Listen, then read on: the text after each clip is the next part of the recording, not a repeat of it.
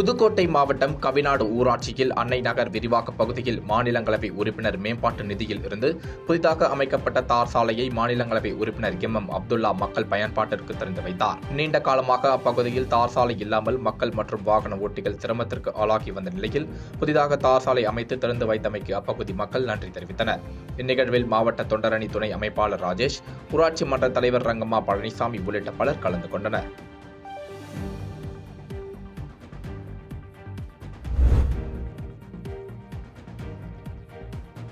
தென்காசி மாவட்டத்தில் சாலை பாதுகாப்பு மாத விழாவை ஒட்டி புதிய பேருந்து நிலையம் முன்பு தலைக்கவசம் அணிந்து இருசக்கர வாகன பேரணி நடைபெற்றது.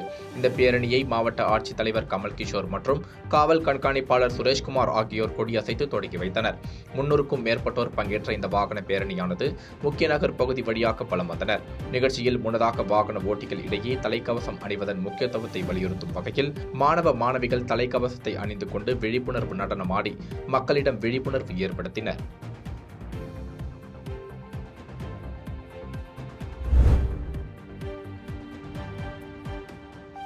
தூத்துக்குடி மாநகராட்சி கிழக்கு மற்றும் மேற்கு மண்டலத்திற்கு உட்பட்ட 30 வார்டுகளின் திமுக பொறுப்பாளர்கள் ஆலோசனைக் கூட்டம் மேயர் ஜெகன் பெரியசாமி தலைமையில் நடைபெற்றது. இதில் மாநகராட்சி மேயர் ஜெகன் பெரியசாமியிடம் வார்டு வாரியாக வந்த சபா உறுப்பினர்கள் தங்கள் கருத்துக்களை தெரிவித்தனர்.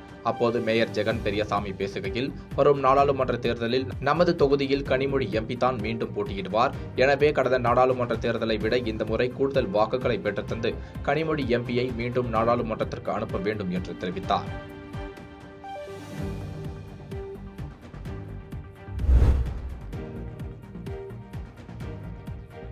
நாமக்கல் நகரில் மோகனூர் சாலையில் இயங்கி வந்த அரசு மருத்துவமனையை மீண்டும் திறக்க கோரி இடதுசாரி சார்பில் நாமக்கல் பூங்கா சாலையில் கோரிக்கை ஆர்ப்பாட்டம் நடைபெற்றது. கட்சியின் மார்க்சிஸ்ட் பிரதேச குழு செயலாளர் ராஜேந்திரன் தலைமையில் மாவட்ட செயற்குழு உறுப்பினர் ரங்கசாமி, மாவட்ட செயலாளர் கந்தசாமி ஆகியோர் பங்கேற்றனர்.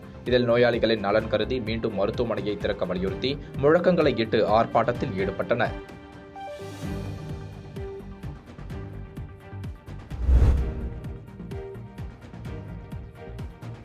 புதுச்சேரி முத்தியால்பேட்டை பகுதியில் அமைந்துள்ள பழமை வாய்ந்த அருள்மிகு தென்கலை ஸ்ரீனிவாச பெருமாள் திருக்கோவிலில் பிரம்மோற்சவத்தை முன்னிட்டு முக்கிய நிகழ்வான திருத்தேரோட்ட வைபவம் இன்று காலை நடைபெற்றது.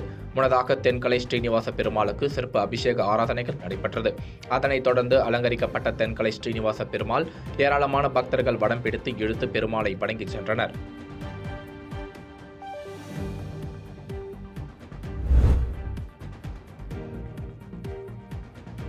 திருவண்ணாமலை மாவட்டம் செங்கத்திலிருந்து திருவண்ணாமலை ஊத்தங்கரை போலூர் வழித்தடங்களில் செல்லும் பள்ளி கல்லூரி மாணவர்கள் படியில் தொங்கியபடி பயணம் செய்வது நாளுக்கு நாள் அதிகரித்து வருகிறது.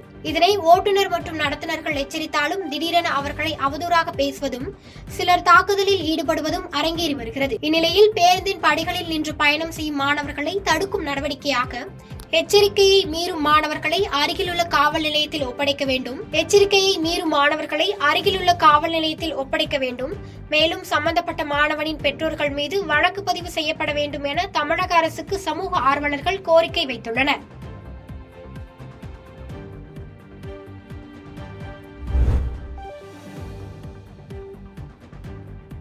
வேலூர் மாவட்டம் பள்ளிகொண்டா சுங்கச்சாவடியில் சாலை பாதுகாப்பு வார விழாவை முன்னிட்டு விழிப்புணர்வு பேரணி நடைபெற்றது.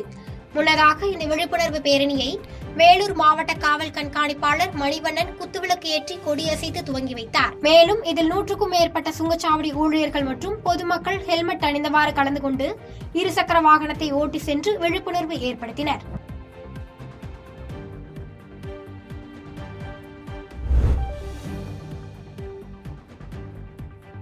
கோவையில் அகில இந்திய ரியல் எஸ்டேட் கூட்டமைப்பின் எழுச்சி மாநாடு அதன் தேசிய பொதுச் செயலாளர் நந்து தலைமையில் ஜென்னிஸ் ரெசிடென்சி ஓட்டலில் நடைபெற்றது.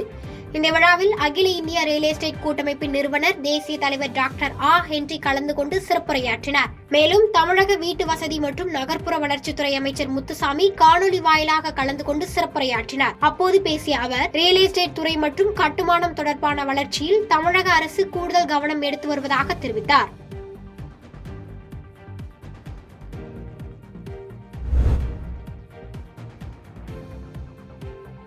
சிவகங்கை மாவட்டம் காரைக்குடி தனியார் பள்ளியில் இந்த கல்வியாண்டில் சிபிஎஸ்இ பிரிவில் 12ஆம் வகுப்பு பொதுத் தேர்வு எழுதும் மாணவ மாணவிகளுக்கு குரு ஆசீர்வாதம் வழங்கும் விழா நடைபெற்றது.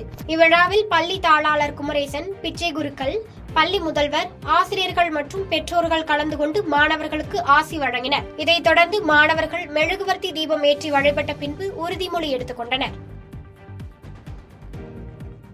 பாதகம் செய்பவரை கண்டால் நாம் பயங்கொள்ளலாகாது பாப்பா. மோதி மிதித்து விடு பாப்பா, அவர் முகத்தில் உமிழ்ந்து விடு பாப்பா. அண்மை செய்திகளை உடனுக்குடன் தெரிந்து கொள்ள இணைந்திருங்கள் இயம்நாடு தொலைக்காட்சியுடன்.